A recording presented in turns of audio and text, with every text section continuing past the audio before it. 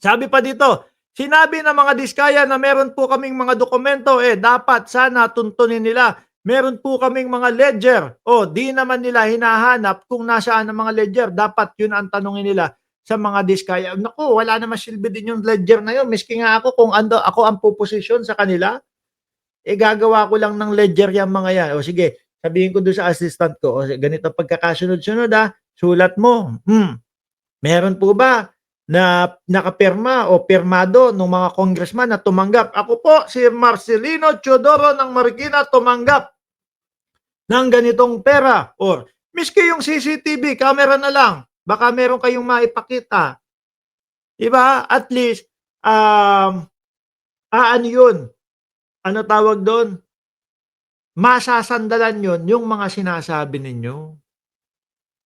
Di ba? Talagang mukhang trip na trip ni Marcoleta na maging state witness yung mga diskaya. Hindi naman po ubra daw.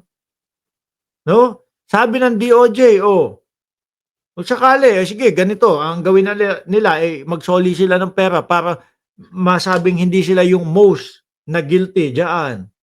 Di ba? Kaso nga lang, ayaw yata ni Marcoleta, mga kababayan, ayaw ni Marcoleta na ipasoli yung pera. Sumulat. Alam po ninyo, sa tamang pagkakataon, I'm going to confront the Secretary of Justice kung bakit niya sinabi yun. Sapagkat malinaw naman po sa batas, Malungkot si Marcoleta, Todo harang kasi silang mga senador, kaya nagkaroon sila lahat dyan. Sabi ni Jerry Arcala. Kung titingnan po ninyo yung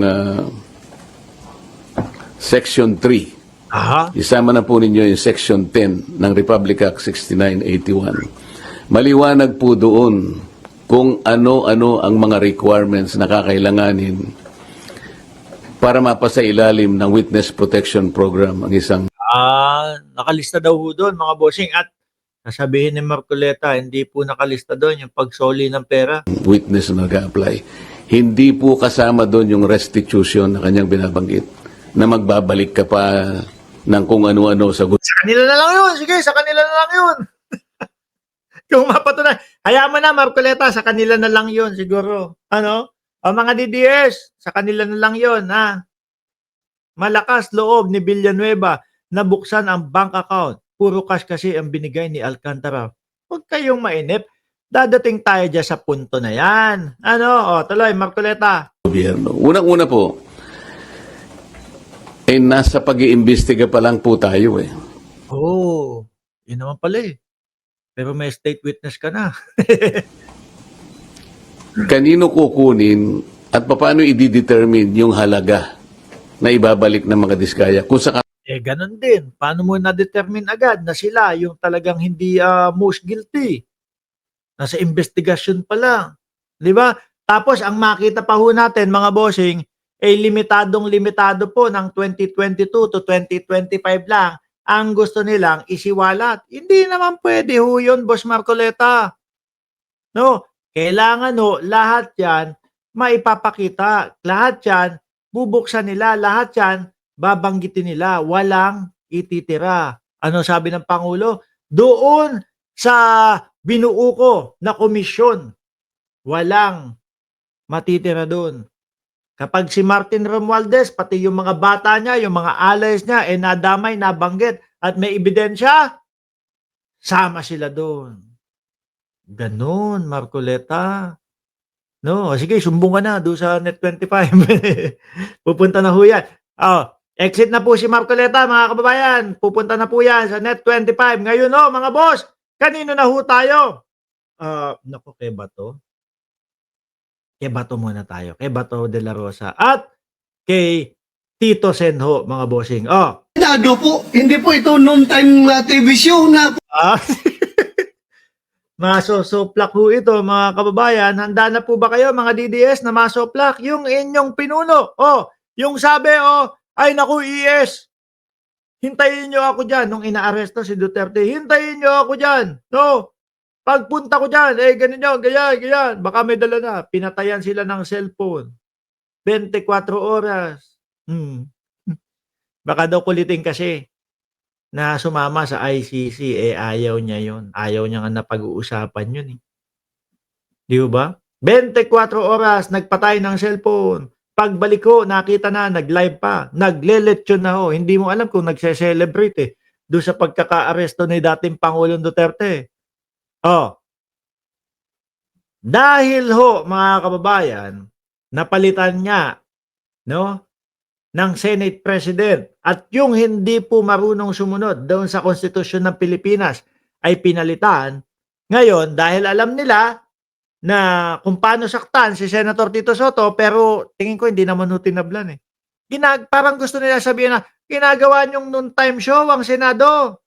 Pakinggan niyo kung paano ni-real talk si Bato de la Rosa dito. Tanggap na namin na kami minority. At pangalawang punto, Mr. President, gimmick lang ng minority yan. Ang Senado po, hindi po ito noon time TV show na puro gimmick ang ating tinitingnan dito. Kami po ay nag-raise dito ng legitimate issues. Tapang ng mukha, mga kababayan. Sabi ni Lenny, nakakaasar ang itsura ni Bato de la Rosa. Ayan, Senator, hindi ako nagsabi. Ayan si Ma'am Lenny ho. Hindi daw noon time show. Meron daw silang binubukas na legitimate na pag-uusapan. Which requires legitimate attention. So, Mr. President, ako po'y nalulungkot, which brings me to my parliamentary inquiry, Mr. President. Kasi ang gusto nila, palitan na naman yung Senate President. No, ang ilagay si Alan, Boy, Peter, Cayetano, mga bossing, no? Yung nangako si Boy 10K. O, eto Boy 10K Yung isa Boy 2K, wag kayong malilito. No? Si Boy 10K, 10,000 kada pamilya. Si Boy 2K, 2,000 pababa. Libre na ang kuryente pag ako'y nanalo. Hanggang ngayon no, hindi pa pinag-uusapan mga kababayan. Ewan ko kung kailan. Hey, panalo na ako eh. Kayo naman, pinangako ko na, ano ko pa, gagawin ko pa. Di ba? Bato, baka iiyak mo. Baka iiyak mo eh, di natatalab. Di na si FPRRD nakaupo ito naman daw po mga kababayan. Ay si Soto ba to? Hindi ito yun Nasaan ba yun? Ito ba yun? 30% hindi na. Hindi, sumagot si Tito Soto, mga kababayan. Sabi ni Tito Soto, ikaw nga sinasabi mo noon time show. Halos tiklop din kay Soto to eh. No? Sa totoo lang, yung sinasabi mong noon time show, mas madami pang nagawa yun kesa dito sa ating mga senador na nandirito eh. Totoo nga naman mga kababayan. Diba? Halos araw-araw yung noon time show na sinasabi nila araw-araw may mga natutulungan tao eh. Di ba?